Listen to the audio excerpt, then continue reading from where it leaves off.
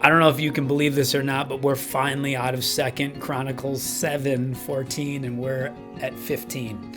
So here we go, but let me just read 14 to remind those who are jumping in late. 14 says, "Then if my people who bear my name will humble themselves and pray and seek my face and turn from their wicked ways, I will hear from heaven. I will forgive their sins and I will heal their land." And today we jump into 15 that says this, "Now my eyes will be open and my ears will pay attention to the prayer made in this place." I want to talk about this place. This place was the temple that Solomon built for the Lord to dwell in. He had this elaborate party, and man, he blessed the place. He consecrated the place. He set it apart. He had a bunch of meals in order to prepare for the presence of God to dwell in really the brick and mortar. In the Old Testament, we see that. And that doesn't stop with Solomon. In fact, it just continues on. So we see over and over in the temple, there are offerings and there are blessings and there are meals. In the Old Testament, that's the repetitive scenario. And then all of a sudden, Jesus comes on the scene.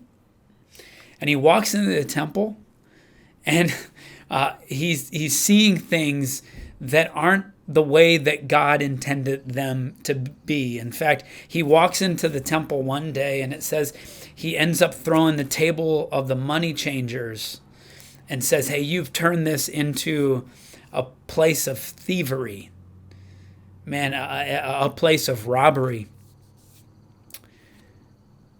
And there's this changing of where God dwells.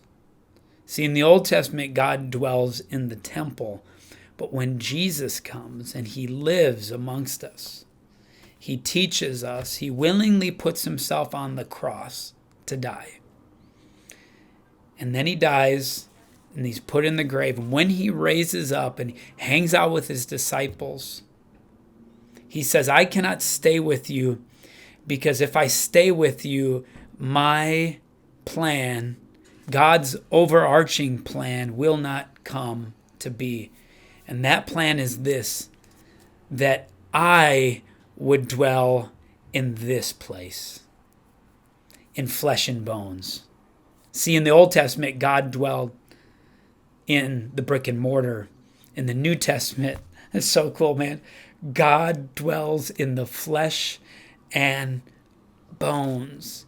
See, Jesus left so the Spirit would come, that the Holy Spirit would dwell with us. And today, I just want to ask you this. What are you offering? What are the blessings that you're bringing? And what are you consuming spiritually? See, just like in the Old Testament, we had to consecrate ourselves, or the building. In the New Testament, we have to consecrate ourselves. And you know what the good news is this, is that Jesus consecrates us. That Jesus brings forgiveness, that he paves the way.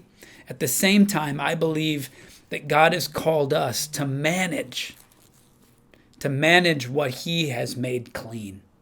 So today, the question I have to ask you is this, is your temple clean?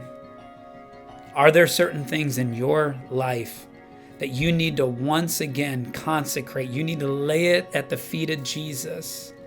Are there certain blessings that you've received, but man, you've been living with a tight fist that you need to offer to God, understanding that God is making you a blessing to bless others? And then this is, I think, one of the coolest things, man, that God calls us to have a meal with him. But that meal is meant to be with other believers and the invitation of others who want to start a relationship with Jesus. So today, who are you inviting and having a meal, which just really figuratively means this? What relationships are you bringing sustenance? Are you sharing sustenance? You sharing really the breath and the food of life, the water and the well that will never go thirsty, and that's Jesus Christ.